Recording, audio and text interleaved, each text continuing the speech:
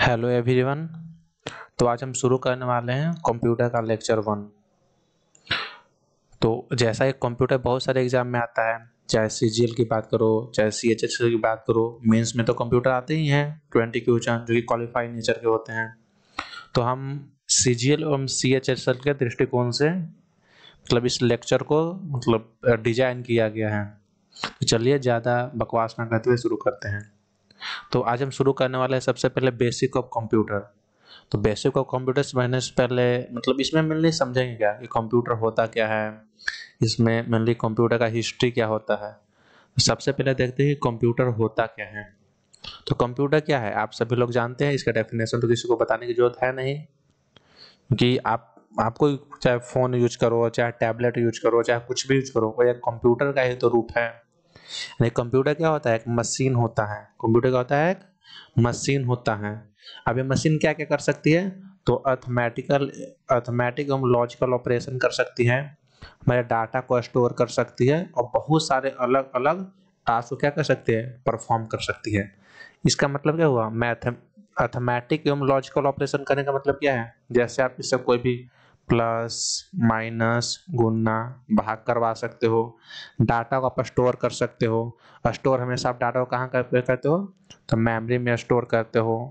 आप बहुत सारे टास्क कर सकते हो, इसमें आप गेमिंग कर सकते हो, जैसे मैं जो है टीचिंग कर रहा हूँ, ये इसी पे ही तो कर रहा हूँ ना, लैपटॉप पे ही। ईटीसी आप इसमें बहुत सारे अन्य कार्यों को भी कर सकते हो। तो अब मेनली सवाल ये उठता है कि कंप्यूटर चूंकि एक मशीन है, तो इसका एक काम करने का एक तरीका होगा, इसका एक तरीका होगा या नहीं होगा, बिल्कुल होगा। वो तरीका क्या होता है, तो इस तरीकों को समझने के लिए आप बहुत एक सिंपल से एग्जांपल से मैं आपको इसको समझाने की कोशिश करता हूँ। जैसे कि आप जब स्कूल में पढ़ते थे, तो जो मैथ वाले टीचर होते थे आपको कोई एक क्वेश्चन देते थे, अब आपको बनाकर उसे दिखाना होता था। कई एक बार टाइम लिमिट होती थी कि 5 मिनट में बना देना है, कई एक बार टाइम लिमिट नहीं होती थी। आपको एक क्वेश्चन दिया जाता था और आपको उसको क्या करना होता था, सोल्व करना होता था। तो जो क्वेश्चन दिया जाता था, अब एक क्या किया जाता था, सोल्व किया जाता था। इसके बीच में कुछ ना कुछ टाइम भी तो लगता था ना। इस टाइम में आप क्या करते थे, इस क्वेश्चन को सोल्व करने की कोशिश करते थे, यानी इस क्वेश्चन को प्रोसेस करते थे। जस्ट यही चीज कंप्यूटर में होता है। आप कंप्यूटर को कुछ इनपुट देते हो, इनपुट को समझ सकते हो क्वेश्चन से, आप उसको कुछ इंस्ट्रक्शन देते हो कि आप कंप्यूटर से कराना क्या चाहते हो, और कंप्यूटर आपको उसका क्या देता है, आउटपुट देता है। आप जो उसे कराना चाहते थे वो टास्क को परफॉर्म करके आपको देता है। लेकिन इनपुट और आउटपुट ऐसा तो है नहीं कि इनपुट जो दिया डायरेक्टली आउटपुट दे दिया, नहीं, आपने जो उसको इनपुट दिया उसको करने में कुछ ना कुछ टाइम लिया। क्योंकि कंप्यूटर इतने फास्ट चलते हैं कि आपको समझ में नहीं आता है कि उसने टाइम कब लिया, लेकिन उसने टाइम लिया। तो यही जो टाइम लिया, यानी उसने जो अपने इनपुट दिया उसको उसने क्या किया, प्रोसेस किया।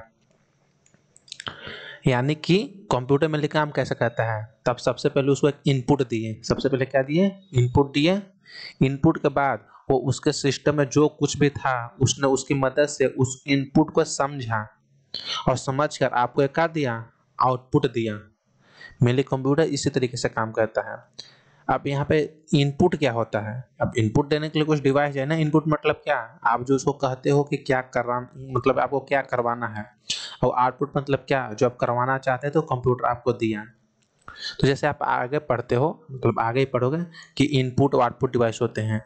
तो इनपुट डिवाइस मतलब क्या, जिससे आप इनपुट दे सकते हो। तो इनपुट आप क्या क्या कैसे दे सकते हो, तो यहाँ पे मैं कुछ लिख देता हूँ। जैसे कीबोर्ड हो गया, आप इनपुट दे सकते हो। माउस के थ्रू इनपुट दे सकते हो। आउटपुट किसके थ्रू दे सकते हो, तो स्पीकर, कोई भी सॉन्ग बजाते हो तो आउटपुट देता है ना। मॉनिटर, कुछ भी आप मांगते हो, जैसे मैं कुछ भी लिख रहा हूँ, इनपुट दे रहा हूँ, वहाँ पे दिखा रहा है। और चूंकि इसको परफॉर्म करने में कोई टास्क लगा, तो इस परफॉर्म को करता कौन है, सीपीयू। यानी सीपीयू क्या करता है, जो आप इनपुट देते हो उसको प्रोसेस करता है, उस टास्क को क्या करता है, प्रोसेस करता है, परफॉर्म करता है। अब सीपीयू में भी बहुत सारी चीज होती है। तो पहला होता है कंट्रोल यूनिट, दूसरा होता है अर्थमेटिकल लॉजिकल यूनिट, और तीसरा क्या होता है, मेमोरी यूनिट। इस बार के जो सीजीएल का मेंस हुआ उसमें यही क्वेश्चन आया था कि सीपीयू क्या क्या से मिलकर बना हुआ है। तो उसमें दिया था control unit, arithmetical logical unit, हम मेमोरी यूनिट दिया था शायद इसमें से कोई एक रजिस्टर दे दिया था एक को हटाकर। तो मेरे पहला तो सवाल आपका यहीं से बन जाता है कि सीपीयू क्या-क्या मतलब होता है, सीपीयू में क्या-क्या होता है। तो एक तो कंट्रोल यूनिट होता है, अब आपको नाम से समझ में आ रहा है ये क्या करेगा, कंट्रोल करेगा, यानी फ्लो को कंट्रोल करता है। और दूसरा क्या होता है, अरिथमेटिकल लॉजिकल यूनिट। अरिथमेटिक मतलब क्या होता है, जोड़ घटाव गुणा भाग, यानी क्या करेगा, जोड़ करेगा, घटाव करेगा, गुणा करेगा, क्या करेगा, भाग करेगा। अब अगला होता है मेमोरी यूनिट। तो मेमोरी क्या करेगा, एक तो आपको जो उसने आउटपुट दिया उसको फर्दर स्टोर कर लेगा कि जब भी आप उसको सेम टाइप का इंस्ट्रक्शन फिर से दो तो पूरा काम ना करने के बजाय यदि उसके पास मौजूद होगा वैसा कुछ जो आपने पहले उसने किया होगा तो डायरेक्ट आप लोग क्या दे देगा, वो आउटपुट दे देगा, ठीक ना। इसलिए उसको वहाँ कहाँ पे सेव करता है, तो मेमोरी में। अब मेमोरी में कितने टाइप की हो सकती है, तो एक तो प्राइमरी होती है, वे क्या होती है, सेकेंडरी। अब यहाँ पे थोड़ा सा मैं आपको चूंकि बेसिक पढ़ रहे हैं तो थोड़ा थोड़ा बता देता हूँ। अब आप प्राइमरी मेमोरी में क्या होता है, आप रैम ले सकते हो, रोम ले सकते हो, ये तो ले सकते हो ना। सेकेंडरी मेमोरी में क्या ले सकते हो, तो आप हार्ड डिस्क ले सकते हो, एसएसडी ले सकते हो, फ्लॉपी डिस्क ले सकते हो, पेन ड्राइव ले सकते हो, और भी बहुत सारी चीज़ होती है, बहुत सारी मेमोरी होती है। तो मेनली आप इतना कुछ कर सकते हो। तो कंप्यूटर क्या होता है, तो कंप्यूटर एक मशीन है जो बहुत सारे काम करता है। मेनली क्या क्या करता है, तो अरिथमेटिक एवं लॉजिकल ऑपरेशन करता है। आप जो उसको इंस्ट्रक्शन देते हो उसको स्टोर भी करता है कि आगे जब भी आप उसको इंस्ट्रक्शन दो सेम टाइप का तो टाइम ना ले, बल्कि जो उसके पास सेव है उसको डायरेक्टली दिखा दे। अब बहुत सारे टास्क को परफॉर्म करता है। आप उसको कुछ इनपुट देते हो, आपको क्या देता है, आउटपुट देता है। इनपुट और आउटपुट के बीच में वो कुछ टाइम लगाता है जो उस काम को परफॉर्म करता है। परफॉर्म कौन करता है, सीपीयू। सीपीयू कितना टाइप का होता है, तो 3 टाइप का। एक कंट्रोल यूनिट जो फ्लो को कंट्रोल करता है, दूसरा अरिथमेटिक लॉजिक यूनिट जो जोड़ घटाव गुना भाग करता है, अगला क्या होता है, मेमोरी यूनिट हो जाता है। ये हुआ आपका कंप्यूटर का बेसिक। अब इसके आगे हम देखें तो जैसे आपको जब टीचर कोई काम देता था तो आपके अंदर कोई गुण होता था ना कि आप कितना फास्ट करते हो, कितना उसको एक्यूरेसी से के साथ करते हो। आपके पास वो होता था या नहीं होता था, बिल्कुल होता था आपके पास। तो कंप्यूटर के पास भी तो होगा। तो कंप्यूटर के भी एक खास स्पीड होगी। और कंप्यूटर की स्पीड कितनी होती है, तो देखो सबसे पहले कंप्यूटर की एक स्पीड होती है। अब स्पीड को मेनली आप किस में मेजर करते हो, तो हर्ट्ज में मेजर कर सकते हो। यहाँ पे क्या लिखा हुआ है, ये लिखा हुआ है गीगा हर्ट्ज, गीगा हर्ट्ज लिखा हुआ है। अभी क्या लिखा हुआ है, मेगा हर्ट्ज। यानी कंप्यूटर की स्पीड को आप हर्ट्ज में कैलकुलेट करो, या तो गीगा हर्ट्ज में या फिर मेगा हर्ट्ज में। तो पहला चीज तो कंप्यूटर का गुण होगा कि उसका एक स्पीड होता है, बहुत फास्ट स्पीड हो सकता है। इसलिए आप देखते हो कि जब भी आप उसको कोई काम देते हो तो वो विद इन सेकेंड में आपको करके दे देता है। दूसरा क्या होता है, एक्यूरेसी। आप कंप्यूटर को कुछ भी दोगे तो कंप्यूटर वही दिखाएगा जो आपने उसको इंस्ट्रक्शन को दिया था। यानी कंप्यूटर कभी भी गलत नहीं हो सकता है। आप उससे पूछ दो 2+2 तो हमेशा 4 ही देगा। यानी आप उसको कुछ भी इंस्ट्रक्शन दोगे तो उसका आउटपुट हमेशा सही ही देगा, कभी भी गलत नहीं देगा। और इसका दूसरा गुण होगा एक्यूरेसी। तीसरा क्या होता है, मेमोरी। तो आप जानते हो कि आपने जो उसको डाटा है उसको टेम्पररी बेस पे स्टोर करता है और परमानेंट बेस पे स्टोर करता है। टेम्पररी बेस पे हुई प्राइमरी मेमोरी और परमानेंट बेस पे सेकेंडरी मेमोरी। इसमें क्या, एक तो रैम और दूसरे क्या, रोम, और इसमें एसएसडी और एचएचडी मेनली आप याद रखो। अगला क्या होता है, वर्सेटिलिटी होता है। इसका मतलब क्या हो जाता है, एक कंप्यूटर जो होता है बहुत सारे टास्क को क्या कर सकता है, परफॉर्म कर सकता है। यानी मैनी टास्क क्या कर सकता है, वो परफॉर्म कर सकता है। कंप्यूटर का ही नेक्स्ट कैरेक्टरिस्टिक्स हो गया। अगला रिलायबिलिटी, आप उस पर आराम से निर्भर रह सकते हो, यानी वह विश्वसनीय है। और नेक्स्ट क्या है, डिलिजेंस, यानी क्या है, वो मेहनती है। ऐसा तो नहीं है कि आप उसको लगातार काम करवाओ 8 घंटा तो बोल दिया कि नहीं अब आगे काम नहीं करेंगे, हमको नींद आ रहा है। हाँ, बशर्ते उसकी क्षमता में वो काम होना चाहिए। अब बैटरी होनी चाहिए उसमें, फिर आप उससे कितना भी काम लो वो थकेगा नहीं। तो यहाँ पे डिलीजेंस का मतलब है कि वो कभी भी थकता नहीं है। तो सबसे पहला कैरेक्टरिस्टिक क्या हो गया? Speed, accuracy, memory, versatility, reliability, diligence हो गया। तो कंप्यूटर की कैरेक्टरिस्टिक्स हो गई। अब नेक्स्ट हम देखते हैं हिस्ट्री ऑफ कंप्यूटर, कि मेनली कंप्यूटर की शुरुआत कैसे हुई। तो चूंकि आज जो हम कंप्यूटर का रूप देखते हैं, ऐसा तो है नहीं कि कंप्यूटर की शुरुआत उसी तरीके से हुई होगी।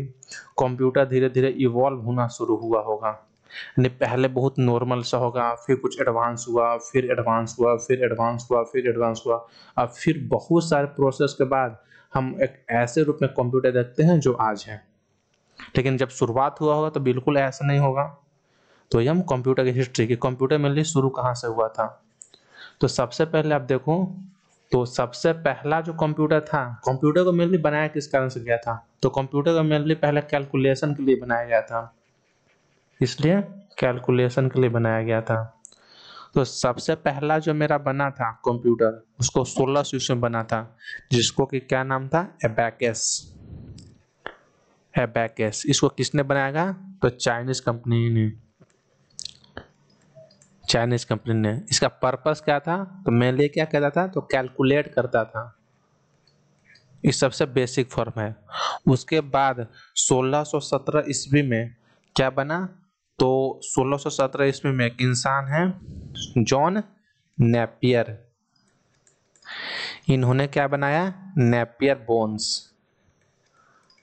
क्या बनाया? Napier bones. ये भी कैलकुलेशन के लिए था। उसके आगे देखो, तो 1642 ईस्वी में एक इंसान हुए, ब्लेस पास्कल, जिन्होंने क्या बनाया? तो पैस्कलिन। क्या बनाया? पैस्कलिन को बनाया। ये जो पैस्कलिन था, ये फर्स्ट मैकेनिकल कैलकुलेटर था। क्या था? फर्स्ट मैकेनिकल कैलकुलेटर था। उसके बाद 1622 ईस्वी में मेरे आते हैं चार्ल्स बेबेज। चार्ल्स बेबेज जो ये क्या बनाते हैं? Difference engine. क्या बनाते हैं? Difference engine. डिफरेंस इंजन बनाते हैं। उसके बाद यही चार्ल्स बेबेज 1837 ईस्वी में बनाते हैं। क्या बनाते हैं? तो analytical engine. Analytical engine. Engine किसने? चार्ल्स बेबेज ने। बेबेज।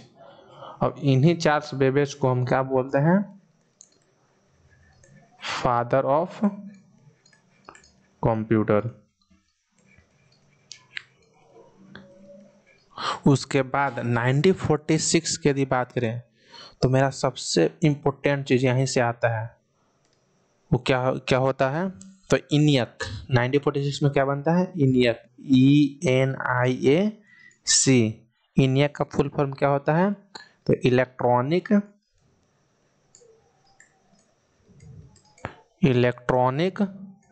एन से क्या हो जाएगा? न्यूमेरिकल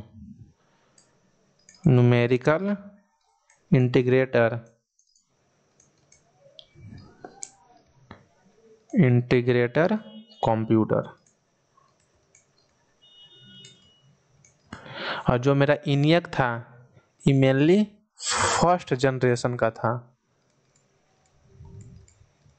कौन सा जनरेशन? फर्स्ट जनरेशन का था। इसमें आप और याद रखो इनियक के बारे में, आप इसमें याद रख सकते हो कि यह फुल्ली इलेक्ट्रॉनिक कंप्यूटर था। फर्स्ट फुल्ली इलेक्ट्रॉनिक कंप्यूटर था। उसके बाद इनियक के बाद आया ईडीबक। इसका फुल फॉर्म क्या होता है? तो ई से आप लिख सकते हो इलेक्ट्रॉनिक, डी से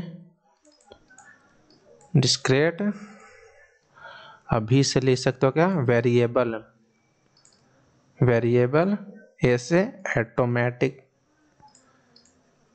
एटोमेशन, और सी से क्या लिख सकते हो? कंप्यूटर। उसके बाद नेक्स्ट था, अब जो ई दोनों था, इस दोनों को किसने बनाया था? कभी पूछ ले किसने बनाया था? तो इसको दो बनाने वाले थे, एक तो इकर्त थे और दूसरे मैकुले थे। कौन थे? मैकुले थे। फिर उसके बाद क्या आता है? यूनिवेक आता है, UNIVAC, जिसको हम क्या बोलते हैं? यूनिवर्सल ऑटो, क्या हो गया? Automatic computer, automatic computer. जो ई था मेरा फर्स्ट ऐसा कंप्यूटर था जिसको हम कॉमर्शियल के लिए यूज करते थे, यानी कि इसके लिए बिजनेस में इसको यूज किया जाता था, कॉमर्शियल पर्पस के लिए। कॉमर्शियल क्या चीज के लिए? पर्पस के लिए। इसको भी डिजाइन किया गया था, इन्होंने डिजाइन किया था। तो मेनली ये रहा आपका कंप्यूटर का हिस्ट्री। सबसे पहले क्या? तो सबसे पहले 1600 ईस्वी में क्या आया? एबेकस आया। आपको क्या याद रखना है? तो बस सान याद रखो। सबसे पहले 1617 ईस्वी में एबेकस आया, उसके बाद 1600 में एबेकस आया ना, सॉरी 1600 में एबेकस आया, उसके बाद 1617 ईस्वी में नेपियर बोन्स आया, नेपियर बोन्स आया। उसके बाद 1642 ईस्वी में पैस्कलिन आया। उसके बाद बहुत सारे आया, लेकिन मेन लिख रहा हूँ। फिर 1822 ईस्वी में क्या आया? तो डिफरेंस इंजन आया। फिर उसके बाद 1837 ईस्वी में एनालिटिकल इंजन आया। फिर 1946 में इनियक आया।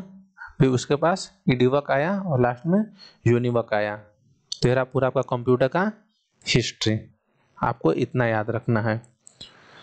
उसके बाद बात करते हैं हम जनरेशन की। जैसे अब जनरेशन मतलब क्या? जैसे हमारी जनरेशन क्या है? तो अभी हम हैं, तो एक हमारी जनरेशन है, एक हमारे जो माता पिता की जनरेशन होगी, एक बाबा दादी की जनरेशन होगी। वैसे ही कंप्यूटर का जनरेशन होता था कि कंप्यूटर में इवॉल्व हुआ, मतलब उसमें किसका किसका मेनली जनरेशन में यूज किया गया। ये जो फर्स्ट जनरेशन कंप्यूटर था उसमें क्या क्या यूज किया गया। तो आपको इसमें बस दो चीज याद रखना है, एक तो फर्स्ट जनरेशन में कौन सा हार्डवेयर का यूज किया और दूसरा मेमोरी कौन था। तो यहाँ पे फर्स्ट जनरेशन के यदि हार्डवेयर की बात करें तो चूंकि फर्स्ट जनरेशन का कंप्यूटर है तो बहुत नॉर्मल सा होगा, यानी बहुत बेसिक सा। तो इसमें मेनली हम क्या यूज करते हैं? तो वैक्यूम ट्यूब का यूज करते हैं। और वैक्यूम ट्यूब जो था बहुत जगह लेता था, बहुत ज्यादा जगह लेता था। इसमें जो मेमोरी होता था, इसमें मेमोरी के लिए हम किसका? तो मैग्नेटिक ड्रम्स का यूज करते हैं। किसका यूज करते हैं? मैग्नेटिक ड्रम्स का यूज करते हैं। जो सेकेंड जनरेशन हो गया, अब चूंकि इससे थोड़ा सा इवॉल्व होगा कंप्यूटर, थोड़ा सा इससे चीजें कॉम्प्लिकेटेड होगी, तो इसमें हम किसका प्रयोग करते थे? तो ट्रांजिस्टर का प्रयोग करते थे। अब इसमें यदि मेमोरी के रूप में पूछें तो इसमें अब मैग्नेटिक ड्रम नहीं, मैग्नेटिक या टेप का यूज करने लगे। अच्छा, आप यहीं पे जब लिख रहे हो तो यहाँ पे एक चीज ऐड कर लो कि फर्स्ट जनरेशन की एक लैंग्वेज भी थी जिसको हम बोलते थे लैंग्वेज, इसको बोलते थे मशीन लैंग्वेज। क्योंकि अब ऐसा तो है ना कि कंप्यूटर हमारी भाषा समझता है, आप जानते हो कि कंप्यूटर बाइनरी लैंग्वेज समझता है, यानी कंप्यूटर को आप जो भी फॉर्मेट देते हो 1 और 0 का फॉर्मेट में समझता है। यानी आप जो उसको इंस्ट्रक्शन देते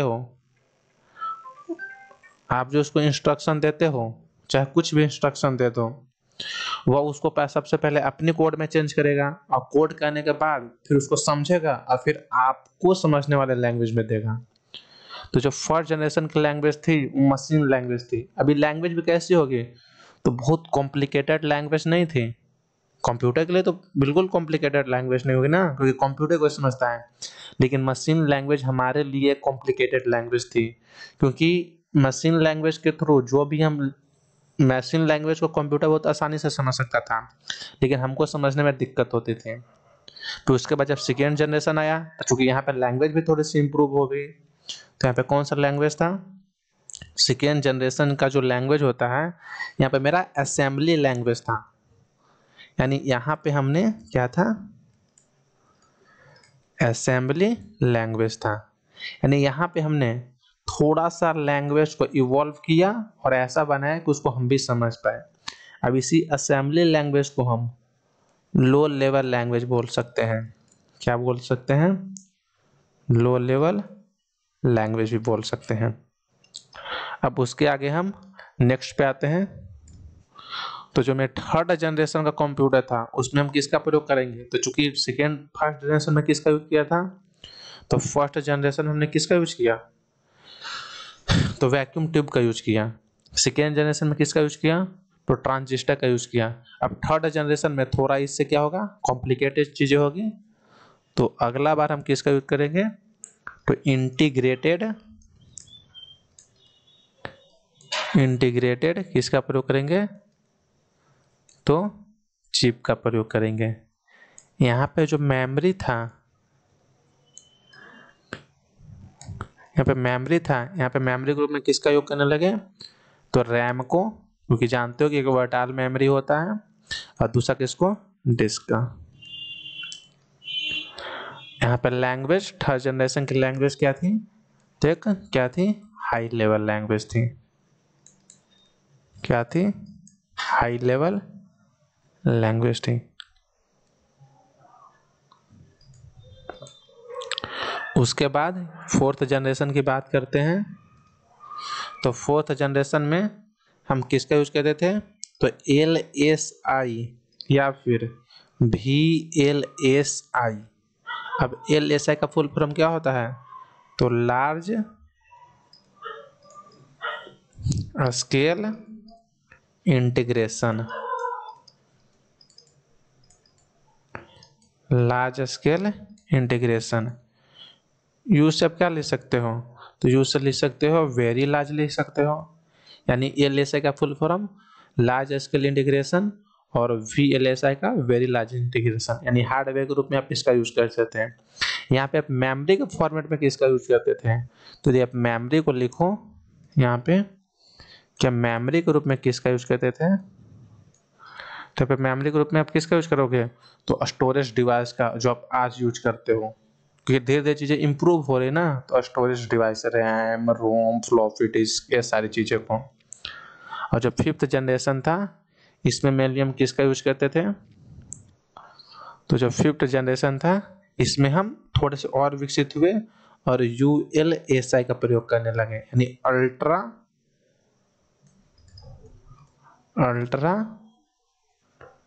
large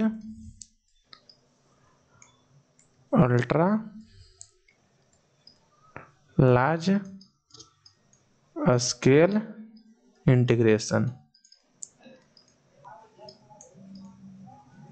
ultra large scale integration का यूज करने लगे। अब चूंकि लैंग्वेज भी हम देख लेते हैं थोड़ा सा, तो लैंग्वेज की बात करें तो फोर्थ जनरेशन में चूंकि यहाँ पे हाई लेवल लैंग्वेज आ सकता है, तो यहाँ पे थोड़ा सा और बढ़े और SQL लैंग्वेज का यूज करने लगे। SQL लैंग्वेज का प्रयोग करने लगे, जिसको हम क्या बोलते हैं, तो स्ट्रक्चरल, इसका ये फुल फॉर्म लिखे आप, तो स्ट्रक्चरल क्वेरी लैंग्वेज।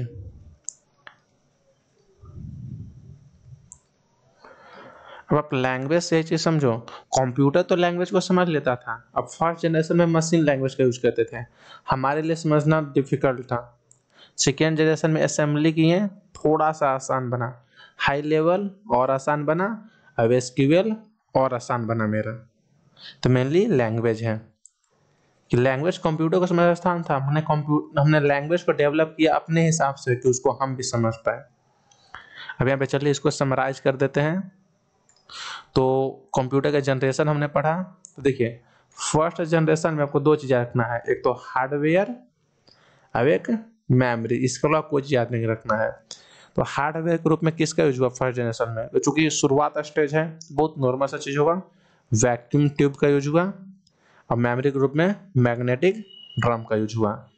जैसे ही सेकेंड जनरेशन पे आए तो थोड़ा सा हम क्या हुए, इवॉल्व हुए, तो हमने ट्रांजिस्टर का प्रयोग करना शुरू किया।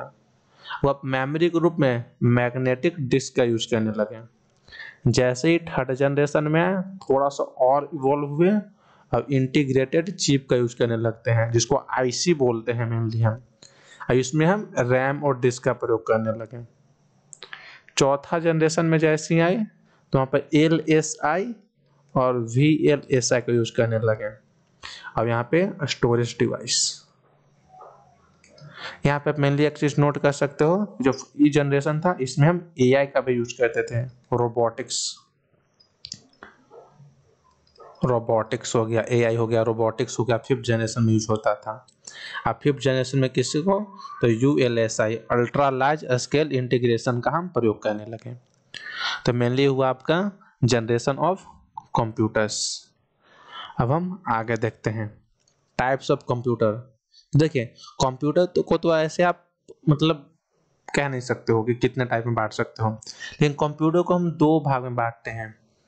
एक साइज के आधार पे कि कितना बड़ा है, और दूसरा कैपेसिटी के आधार पर कि कंप्यूटर की क्षमता कितनी है। तो साइज के आधार पे पहला जो कंप्यूटर होता है वो होता है सुपर कंप्यूटर। अब आपको नाम से क्लियर है कि सुपर यानी सबसे अच्छा कंप्यूटर है, यानी सबसे लार्जेस्ट होता है, आप इमेज भी देख सकते हो, सबसे फास्टेस्ट होता है और मोस्ट एक्सपेंसिव होता है, सबसे महंगा होता है। यानी सुपर कंप्यूटर का जो यूज होता है मेनली, अब चूंकि महंगा होगा तो हम लोग तो यूज कर नहीं पाएंगे, तो इसका यूज साइंटिफिक एवं इंजीनियरिंग एप्लीकेशन के लिए किया जाता है, मौसम वेदरिंग के लिए किया जाता है, जो नासा यूज करती है, इसरो यूज करती है, अंतरिक्ष में यूज करती है, सारा सारा किसका यूज करती है, सुपर कंप्यूटर का। तो इस सुपर कंप्यूटर का कोई ना कोई जरूर है कि बनाया भी होगा। तो सुपर कंप्यूटर को मेनली बनाया किसने, तो एक क्रे नाम के इंसान थे, उन्होंने ही बनाया था। देखो सबसे पहले आप जान लो कि इंडिया का, किसका, इंडिया का सुपर कंप्यूटर क्या है। तो इंडिया का जो पहला सुपर कंप्यूटर था उसको क्या बोलते थे, परम क्या बोलते थे, परम 8000 बोलते थे। परम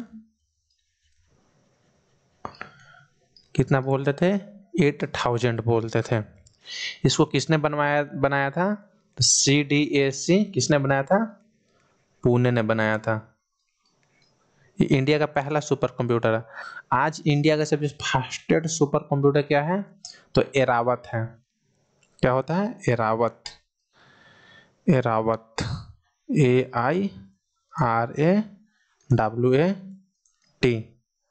जो कि पूरे के पूरे विश्व का 25 फास्टेस्ट है, तेज है।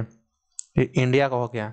अब आप मेनली बात करो कि सुपर कंप्यूटर का मेनली फादर किसको बोलते हैं, तो हमने जैसा बताया कि किसको बोलते हैं, सैमुअल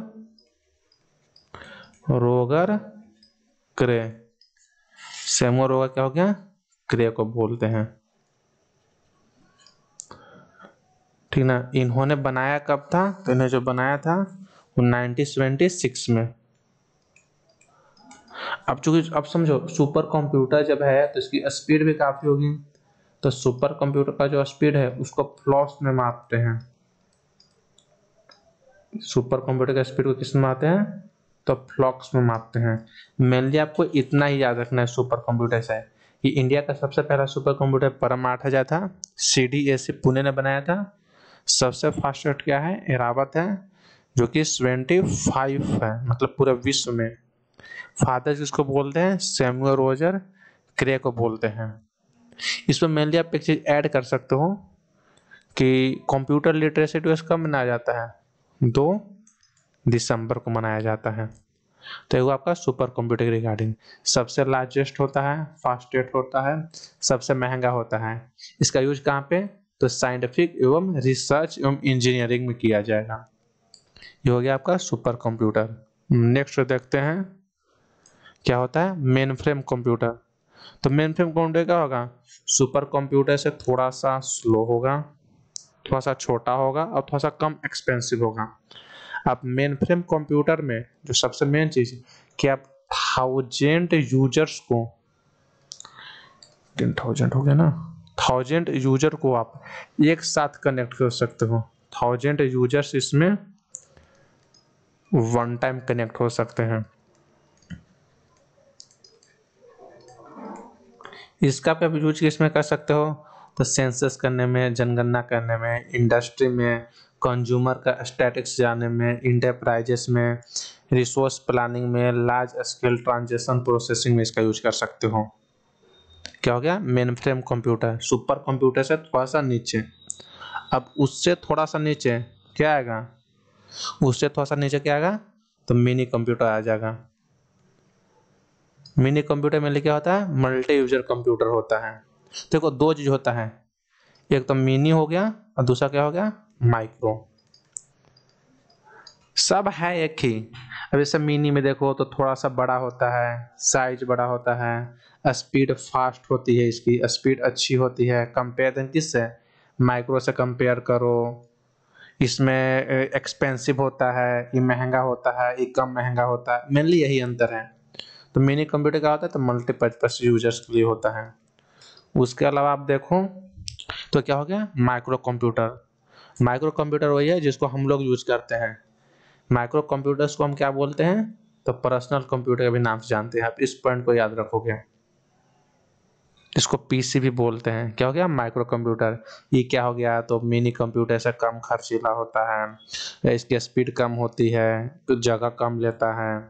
मेनली यही सब है। साइज के आधार पे तो साइज छोटे मतलब बड़ा बढ़ते से आती, और क्या बोलते उसको, और वही क्रम में है ना, हाँ और क्रम में सबसे पहले सुपर कंप्यूटर, फिर उसके बाद मेन फ्रेम, उसके बाद मिनी, और उसके बाद क्या माइक्रो। ये उतना इम्पोर्टेंट नहीं है, बस आप इसको एक बार देख लोगे। लेकिन इसको आप याद रखोगे कि जो मेरा माइक्रो कंप्यूटर है इसको हम क्या बोलते हैं, पर्सनल कंप्यूटर के भी नाम से जानते हैं। अभी भी क्या होता है, तो मल्टीटास्किंग होता है। आप एक साथ गेम भी खेल लेते हो, यूट्यूब भी देख लेते हो, यानी मल्टीटास्किंग ही तो कर रहे हो ना। लेकिन एक काम एक ही टाइम पे करोगे, यानी मैं पढ़ा रहा हूँ तो एट ए टाइम एक ही कर रहा हूँ ना। हाँ बैकग्राउंड में बहुत सारे मल्टीटास्किंग हो रहे हैं, लेकिन एट ए टाइम एक ही हो रहा है। इसको बोलते हैं कंप्यूटर, बेसिक ऑफ कंप्यूटर। अब दूसरा कैपेसिटी के आधार पे ये कंप्यूटर की क्षमता कितनी है, परफॉर्मेंस कैसा है, हमने तो देखा साइज के आधार पे। अब कंप्यूटर की क्या है क्षमता कितनी है, इसके आधार पे कंप्यूटर को आप तीन भाग में बांट लो। एक को बोलते हो एनालॉग कंप्यूटर, दूसरे को डिजिटल, और तीसरे को हाइब्रिड। हाइब्रिड एनालॉग कंप्यूटर किसको बोलते हो, तो आपने कभी थर्मामीटर को देखा है जिसमें बुखार मापा जाता था, पहले वाला जिसमें पारा होता था। या फिर आप वोल्ट मीटर को देख लो, या फिर जो आपका स्पीड होती है जब गाड़ी चलती है, जो टंका होता है भागता है ना, ये 20 के स्पीड से जा रहे हो, 40 के स्पीड से जा रहे हो, ये भी तो एक मशीन ही है ना, कंप्यूटर ही है। तो ये हो गया एनालॉग कंप्यूटर। इसमें मेनली आप क्या देख सकते हो, तो ये फिजिकल वेरिएबल्स को दिखाता है, फिजिकल वेरिएबल्स को दिखाता है। अब चूंकि एनालॉग कंप्यूटर को किसने किसने बनाया होगा, तो इसमें आप इसको याद रखोगे, लॉर्ड केल्विन। किसने बनाया था, लॉर्ड केल्विन ने। दूसरा क्या होता है डिजिटल कंप्यूटर, समझाने की जरूरत नहीं है, ये जो क्या है मेरे पास डिजिटल कंप्यूटर ही तो है। और फिर क्या होता है हाइब्रिड। हाइब्रिड में मेनली क्या करोगे, हाइब्रिड मतलब दो ही तो होता है, यानी एनालॉग जोड़ लो और क्या जोड़ लो, डिजिटल जोड़ लो। यानी जो फिजिकल वेरिएबल्स भी दिखाए और जो डिजिटल भी हो, उसको क्या बोलते हैं हाइब्रिड कंप्यूटर बोल सकते हो। तो यही आपका लिखा हुआ है, डिजिटल यहाँ पे है और यहाँ पे क्या है हाइब्रिड है, अब देख सकते हो। तो आज चूंकि हमने क्या क्या पढ़ा, तो सबसे पहले तो कंप्यूटर जाना, कंप्यूटर है क्या, फिर कंप्यूटर की हिस्ट्री को जाना, फिर जनरेशन समझा, फिर देखा कि कंप्यूटर कितने टाइप के होते हैं, बस हमने इतना ही जाना। सबसे इम्पोर्टेंट क्या है, तो हिस्ट्री, और सबसे इम्पोर्टेंट बोले आपको तो जनरेशन। तो चलिए अब हम कुछ क्वेश्चन भी देख लेते हैं। हमने देखे तो सही कि जो हमने पढ़ा है सच में वो एग्जाम में आता है ना, ऐसा तो नहीं है ना। वो नहीं आता है। तो फर्स्ट वाला है Apple second is an example of generation of computer, यानी कह रहा है कि एप्पल सेकेंड किस जनरेशन का है।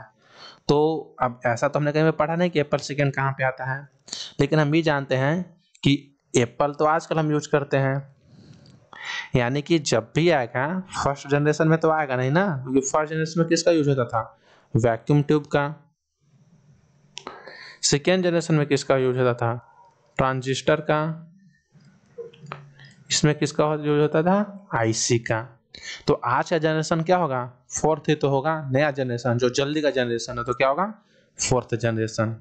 तो एप्पल टू कौन सा जनरेशन का है, फोर्थ जनरेशन का। आया कौन सा एग्जाम में है, तो CHSR 2022 के टियर 1 में आया था। अब नेक्स्ट देखो, तो next question, which among the following generation of computer use in vacuum tube. तो वैक्यूम ट्यूब, अब ट्यूब का ट्यूब का उपयोग आप कब करोगे, तो फर्स्ट जनरेशन में। सेकेंड जनरेशन में किसका यूज करते थे, तो ट्रांजिस्टर का यूज करते थे। मेमोरी के रूप में मैग्नेटिक डिस्क का यूज करते थे। थर्ड जनरेशन में आईसी का यूज करते थे, मेमोरी के रूप में रैम का यूज करते थे। फोर्थ जनरेशन में तो LSI या फिर VLSI का प्रयोग करते थे। नेक्स्ट सवाल को देखो, which of the following was the first general purpose electronic digital computer. तो पहला बोल रहा है कि इलेक्ट्रॉनिक डिजिटल कंप्यूटर कौन था, तो हमने किसको बताया था, इनियक को बताया था। कब बना था, 1946 में बना था, फर्स्ट इलेक्ट्रॉनिक डिजिटल कंप्यूटर था। नेक्स्ट सवाल को देखते हैं, तो बोल रहा है कि इनियक यूडीवर्क ETCR एग्जाम्पल, इनियक किस जनरेशन में हमने पढ़ा था, फर्स्ट जनरेशन में। सब उसी के टाइम पे तो आया था ना, तो फर्स्ट जनरेशन का हो जाएगा। हमने एप्पल को कहाँ पे पढ़ा था, फोर्थ जनरेशन में। जो एप्पल हो गया, जो मैकबुक हो गया, और जो ये मेरे पास आसूस का है, ये सब कौन सी जनरेशन में, फोर्थ जनरेशन में आएगा, फोर्थ या 5 जनरेशन में आएगा। नेक्स्ट सवाल, फर्स्ट जनरेशन कंप्यूटर की जो कैरेक्टरिस्टिक्स क्या होती हैं।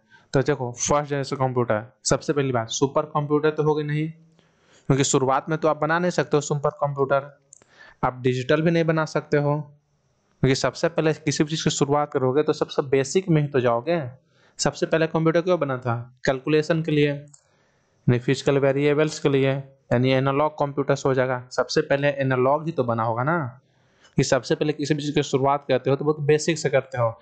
एनालॉग किसी के मन में आएगा, फिर उसने सोचा हो कि अबे इसको तो हम डिजिटल रूप में भी दिखा सकते हैं, तो डिजिटल बनाया होगा, फिर मेन फ्रेम बनाया होगा, तब सुपर कंप्यूटर बनाया होगा।